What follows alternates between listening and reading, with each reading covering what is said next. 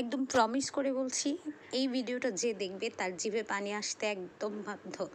তো দেখতেই পাচ্ছ এখানে হচ্ছে আম কাটছি, আমাদের গাছ থেকে হচ্ছে আম পাড়া হচ্ছে একদিক দিয়ে, আরেক দিক দিয়ে হচ্ছে আমি এখানে আমগুলি কেটে ভর্তার জন্য রেডি করে নিচ্ছি। গাছ থেকে একদম ফ্রেশ ফ্রেশ টাটকা আম পাড়া হচ্ছে একদিকে, আরেক দিকে হচ্ছে কাটা হচ্ছে ভর্তা বানানোর জন্য।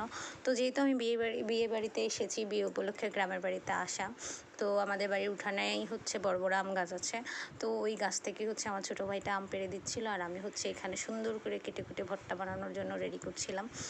আর তার সাথে এখানে দেখতেই পাচ্ছ আম কাটছিলাম, আর সেখানে লেবু পাতা নিয়েছি, কাঁচামরিচ, তারপর হচ্ছে মরিচের গুঁড়া, লবণ, চিনি, শুকনা মরিচ সব কিছু একসাথে নিয়ে নিয়েছি। আর এই তো লেবু পাতাটা ছিঁড়ে এখন দিয়ে দেবো, দিয়ে ভালো করে একটু মেখে নেব। তো হঠাৎ করে মনে পড়লো যে চিনিটা আর একটু লাগবে, অল্প হয়েছে, একটু মুখে দিয়ে দেখেছিলাম। তো এখন হচ্ছে চিনির দিয়ে ভালো করে মেখে নেব, কারণ